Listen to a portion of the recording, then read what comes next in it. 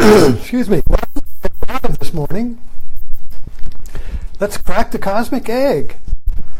And the movie we saw last night was The Lion.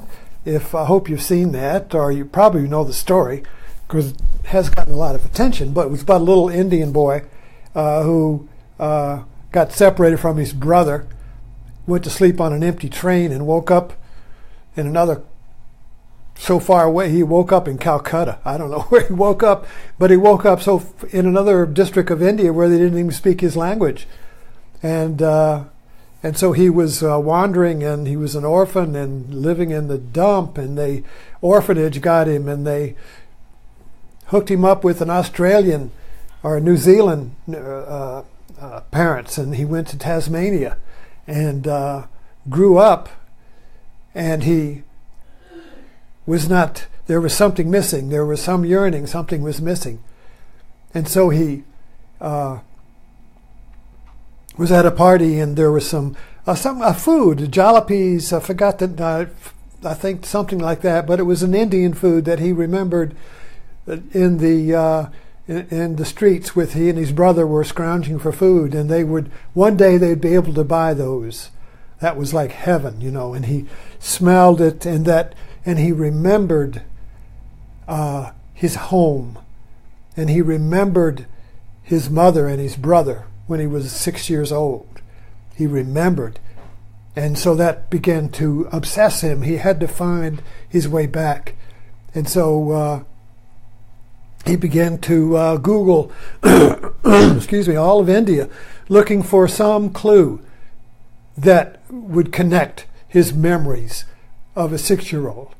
And so finally, on the verge of despair, he just happened to Google across the location, and the dots began to connect. And so he went back and found his mother. His brother had died. He found his mother after 25 years, and there was a big reunion. Okay, so this was a true story, and but it's a very heartwarming. It's a real tearjerker. You can just feel the power of this story. And so I wrote up here, The Lion Coming Home. And so let's look into this as metaphorically. It's about paradise lost, basically. All of us are yearning for our lost paradise. This is the curse and the blessing of being human. This feeling of lost paradise, of a home. And so home is a big metaphor. I mean, it's coming home. Lassie, come home. I thought, this is Lassie, come home. This whole coming home to you, beloved, coming home to your mother, coming home to your father, coming home to your town, coming home to your country. Whatever, all of these coming homes, all these homes, you see, are metaphors for something deeper, for something more profound. And I think the movie touches on that, but you have to be able to see it with two eyes, One eye sees the movie as a story, and it gains significance since it was a true story. We love true stories that are great stories, you see. But great stories are also metaphorical stories about us. That's where the emotional connection is. See, this is not just an intellectual, entertaining story. It's a heart-warming, say heartwarming, warms the heart. It's an emotional story. And so emotional stories are our story. I mean, the emotions we feel in a story are us. But the story is kind of like the story that we watch kind of like plays our emotions, you see. So the story is kind of like a score, a musical score. And then when they put that score onto the film, it plays our heart. And our heart begins to just dance to that music, you see. And the better the score, the better our heart, the tears, the heart, the warming. And we feel like we've come home. So it's kind of like a pseudo coming home. In other words, the movie comes home for us. And for a while, we feel like we've come home and we cry. And we cry, which is what you do when you come home. You cry, you see. I'm home. Honey, I'm home. You see, it just rings and rings and rings throughout the valleys and of human life. I'm home. What does it mean when we're home, you see? It means, first of all, I'm okay. And it means there's no guilt or shame. And it means that you fit. And it means this is where you belong. And this is your home. You belong here. There's no conflict. There's no feeling of being left out. And so the little boy growing up in this extreme poverty. So I got to thinking about this, the little boy was extreme poverty. His mother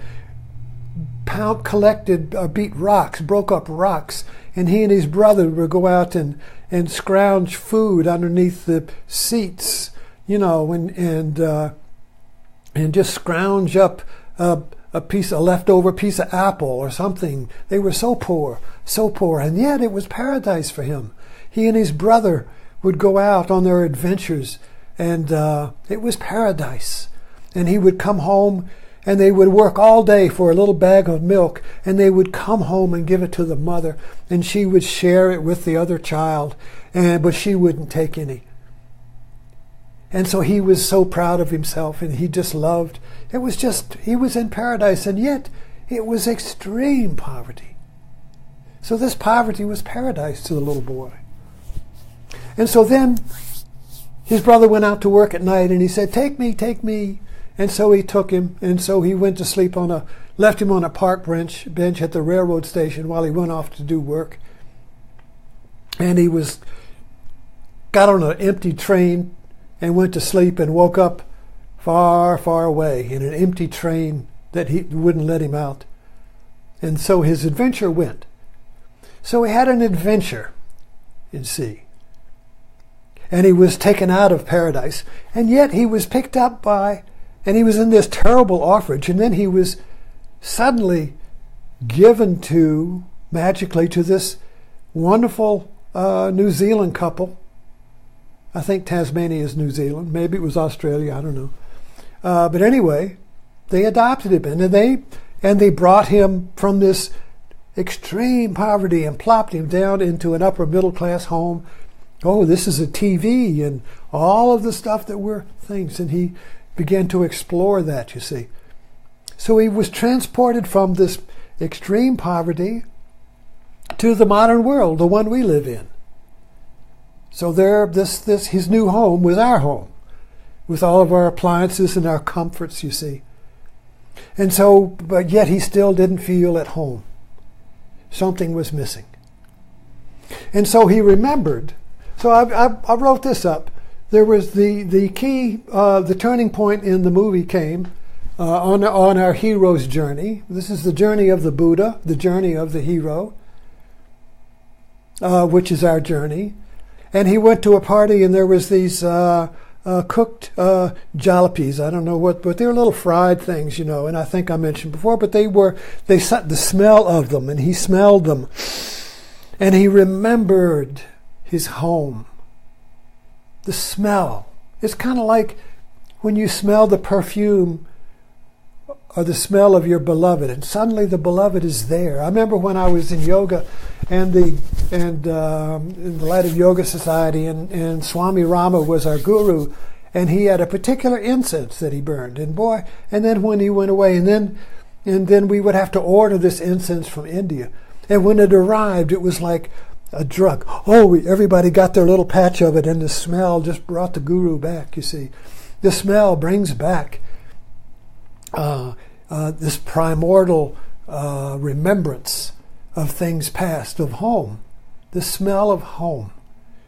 And so he remembered. And this was also in the legend of the Buddha, when he sat under the Bodhi tree to restore, to discover, to return to the lost paradise he was seeking. And he sat there, and he didn't have any reference. And he remembered sitting under an apple tree when he was a child. And his father, who was a king, was doing some ceremonious plowing of the field, kind of like, planting a tree and all of that. And he was sitting under an apple tree. And he remembered this bliss of being totally at home, totally at peace. This samadhi, this absolute peace that passes understanding. And he remembered that. And so that began his reference to lead him back, to lead him towards the lost paradise that he was seeking. So the Buddha was seeking home that is not located in space and time. The Buddha was seeking home that is the earth itself. The Buddha was seeking home that transcended location, so that everywhere he went, he was at home.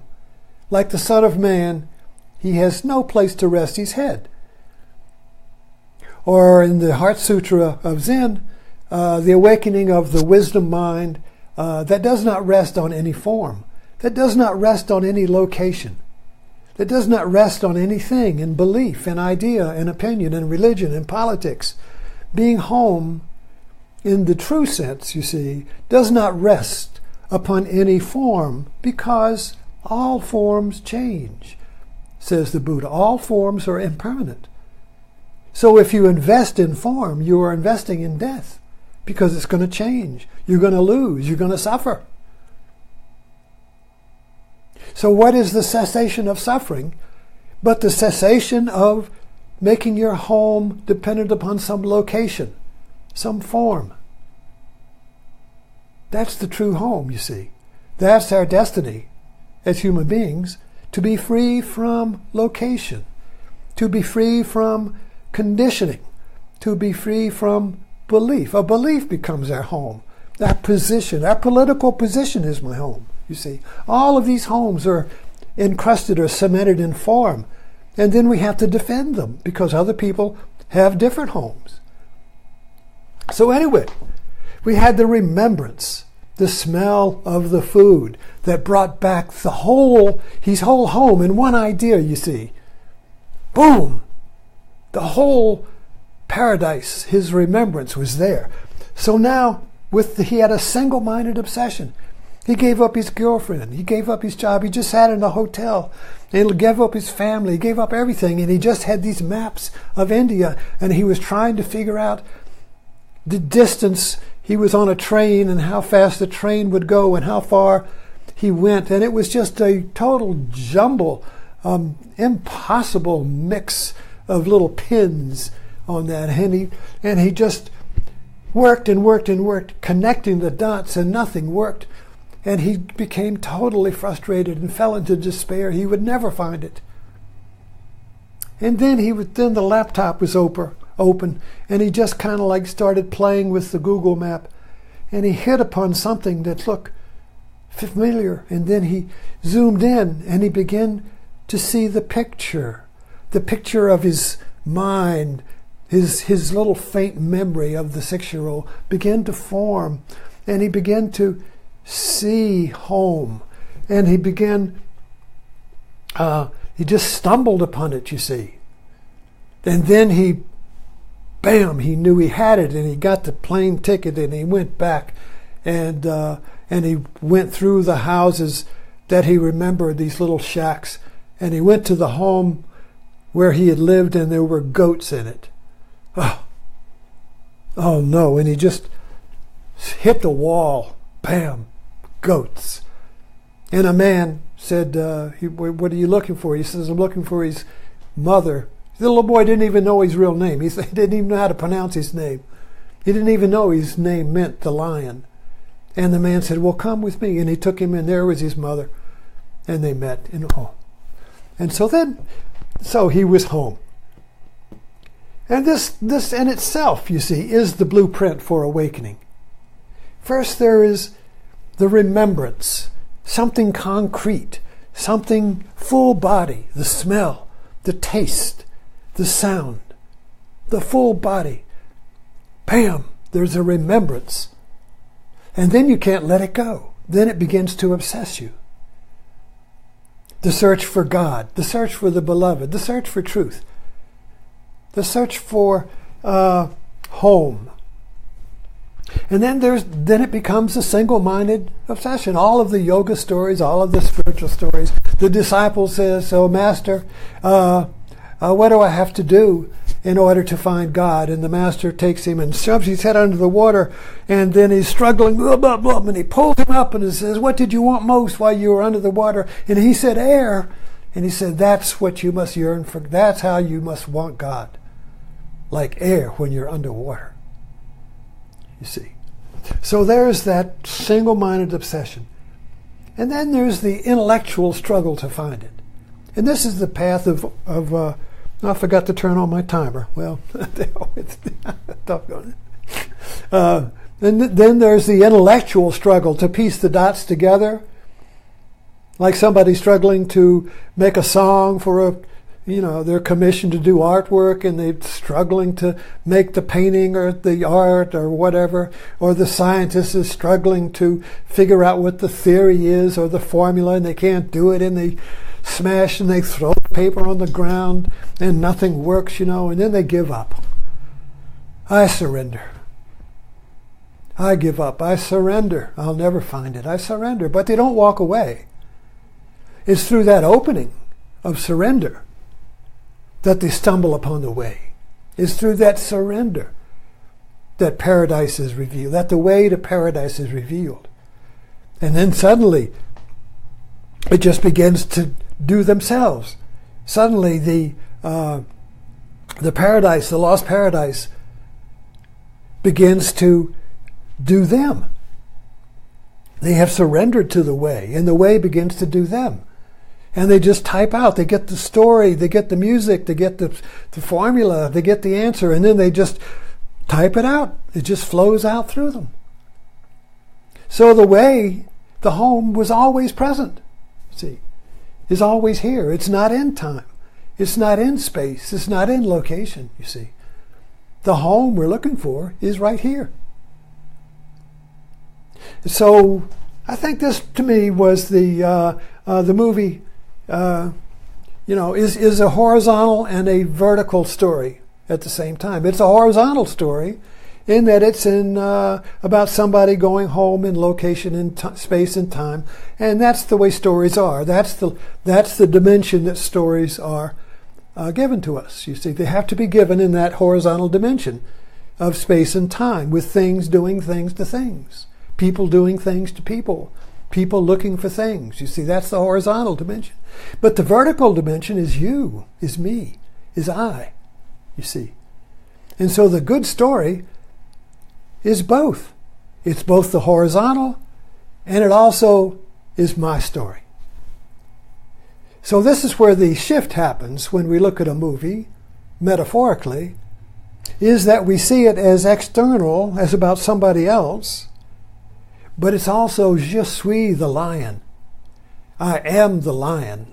I am this movie. This movie is me. I am this movie. You see, this is my journey. This is my search for paradise. This is my search for God, for home, you see. To be where I am totally here, to be at home no matter where I walk on the earth. No matter what conditions are happening, to be at home. Like the little boy in the movie who was at home in this extreme poverty. The worst poverty, he was at home in it. It was his paradise. So thanks for dropping in.